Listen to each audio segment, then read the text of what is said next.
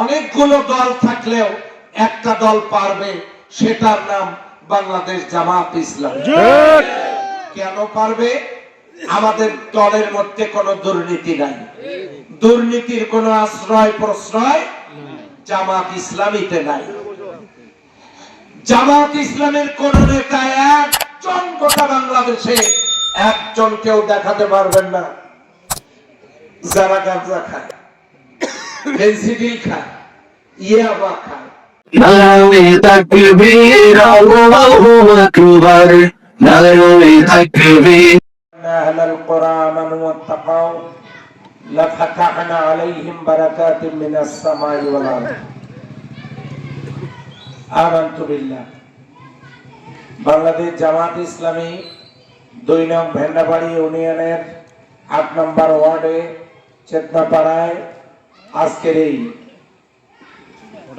Voter এবং সুধী সমাবেশের সম্মানিত সভাপতি, অত্র ওয়ার্ডের সভাপতি, আজকে এখানে প্রধান মেহমান হিসেবে উপস্থিত আছেন বাংলাদেশ জামাত ইসলামী পীরগঞ্জ উপজেলার সাবেক আমির, আদর্শ শিক্ষক ফেডারেশনের সম্মানিত সভাপতি, মাদারগঞ্জ ইসলামিয়া ফাজিল ডিগ্রি মাদ্রাসার আরবি বিভাগের সহকারী অধ্যাপক জনাব মাওলানা আলহাজ একেএম ইদ্রিস আলী সাহেব, এখানে সম্মানিত মেহমান হিসেবে উপস্থিত রয়েছেন বাংলাদেশ জামাত ইসলামী পীরগঞ্জ উপজেলার ওলামা বিভাগের সুযোগ্য সম্মানিত সভাপতি, বিশিষ্ট আলেমে দ্বীন জনাব মাওলানা খায়রুল আমিন।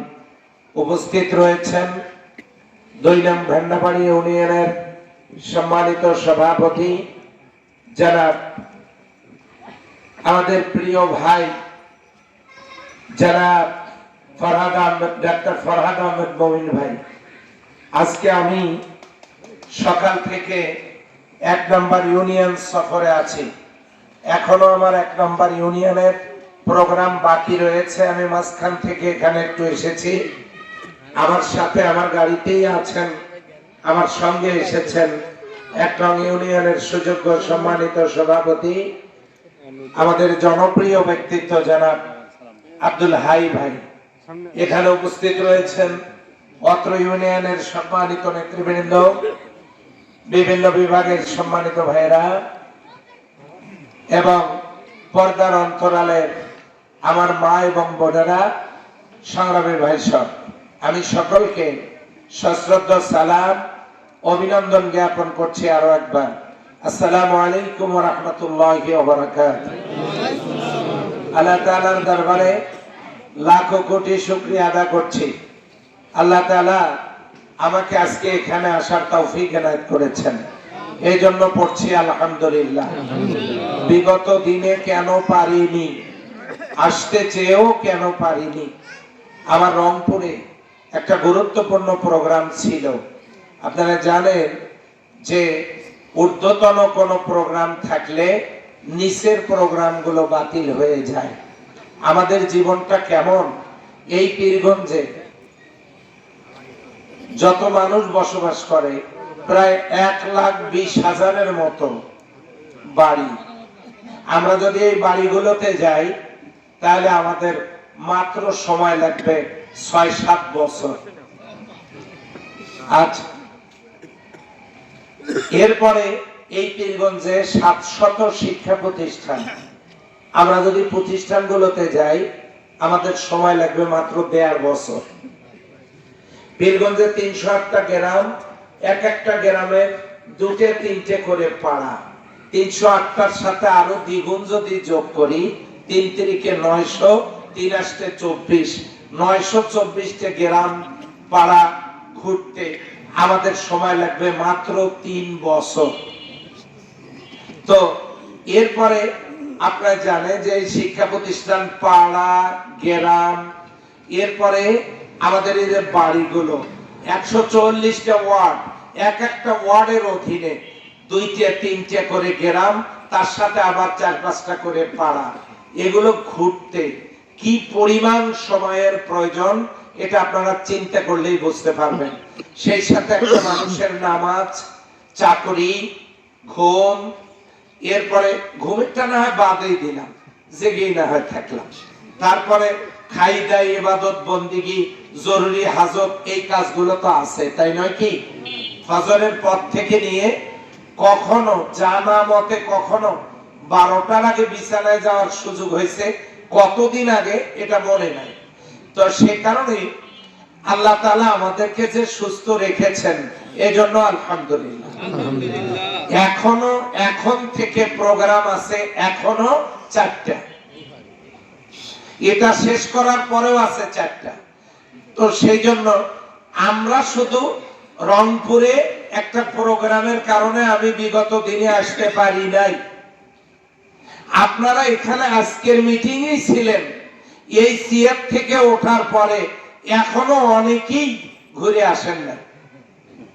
মানে এইটুকু সময় যাদের ব্যয় করা সম্ভব হয় না, অনেক সময় কঠিন হয়। আর আমাদের প্রতিদিন প্রতিনিয়ত আমরা এই কাজগুলো করছি। প্রশ্ন আসতে পারে, করেন কেন? শুধুমাত্র আল্লাহর জন্য, শুধুমাত্র আল্লাহর জন্য। আজ থেকে 40 বছর আগে কোরআনের সমাজ কায়েমের আন্দোলনে শরীক হয়েছি। মনের মধ্যে অনেক বড় আশা, এই দেশটা একটা মানবিক কল্যাণ রাষ্ট্র প্রতিষ্ঠিত হবে। এই আশা নিয়ে 40টি বছর থেকে এই আন্দোলনের মাঝে চেষ্টা করছি। এখনো আল্লাহর দেওয়া দুটো চোখ দিয়ে আমরা সেই আলোকিত কোরআনের সমাজটা দেখতে পাই নাই। আমাদের বিরুদ্ধে সমালোচনা কারা করেন? আমাদের এত ছোটাছুটি করা লাগতো না।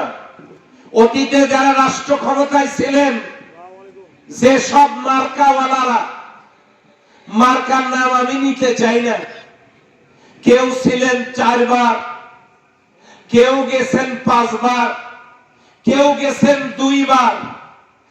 আপনারাও তো নামের আগের দিকে মোহাম্মদ শব্দ লেখেন, আপনারাও তো মুসলমান পরিবারে জন্মগ্রহণ করেছেন, আপনারাও তো নিজের নাম মুসলমান রেখেছেন, আপনাদেরও তো সুন্নতে খাতনা করাইছে, আপনারাও তো আল্লাহকে মানেন, আপনারা তো কোরআন কিনে বাড়িতে রেখেছেন। অতীতের মার্কাগুলো কেন চান নাই আল্লাহর জমিনে কোরআনের আইন চালু হোক? কেন চাইলেন না? যদি আপনারা করতেন কোরআনের আইন, তাহলে আমাদের কি আর চিন্তা করা লাগতো? আমরা আপনাদের দল করতাম। আপনারা যদি একটি মানবিক কল্যাণ রাষ্ট্র প্রতিষ্ঠিত করতে পারতেন, কোরআনের আইন তো চালু করেনই নাই, বরং আপনারা আপনাদের শাসন আমলে কখনো আমার দেশ থেকে দুর্নীতি বন্ধ করতে পারেন নাই। আপনারা পারেন নাই খুন খারাপি বন্ধ করতে, আপনারা পারেন নাই নারী নির্যাতন বন্ধ করতে, আপনারা পারেন নাই দুর্নীতিভুক্ত সমাজ গড়তে, বৈষম্যহীন সমাজ গড়তে, আপনারা পারেন নাই বেকারত্বের সমস্যার সমাধান করতে, পারেন নাই বৈষম্য দূর করতে। আপনারা যাদের বাড়ি ছিল বাংলাদেশে, তারা বাড়ি বানিয়েছেন বিদেশে, যাদের টাকা ছিল বাংলাদেশ ব্যাংকে, তারা টাকা ভরেছেন সুইস ব্যাংকে। তো আপনারা যদি একটা ভালো সমাজ গড়তে পারতেন, আমাদেরকে তো আর অন্য কোন দল করা লাগতো না। আমার প্রশ্ন হলো, পারেন নাই কেন? এখনকার যুবকেরা তার জবাব চায়। যেহেতু পারেন নাই, আমরা কেন পারবো? পারবো এই জন্য, ক্লাসে অনেকগুলো ছাত্র, একজন ছাত্রের রোল 1 নাম্বার হয় না? হয় না? সে কিভাবে পারলো? অনেক ছাত্রের মধ্যে যদি একজন ফার্স্ট হতে পারে, তাহলে অনেকগুলো দল থাকলেও একটা দল পারবে, সেটার নাম বাংলাদেশ জামাত ইসলাম। কেন পারবে?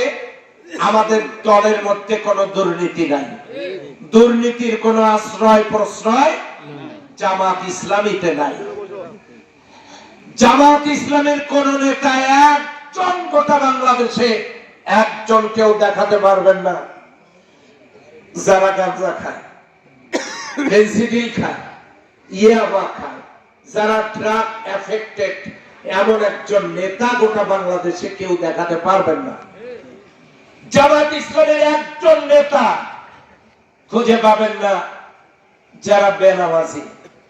যে লোকগুলো আল্লাহওয়ালা, যে লোকগুলো 100% নেশা মুক্ত, যে লোকগুলো দুর্নীতি মুক্ত। আমরা যদি নেশা মুক্ত থাকতে পারি, আমরা যদি দুর্নীতি মুক্ত থাকতে পারি, আমরা যদি এই সমাজে নোংরামি থেকে মুক্ত থাকতে পারি, আমরা কি একটা ভালো সমাজ গড়তে পারবো না সংগ্রামী ভাই সব? পারবো না? পারবো না? অতএব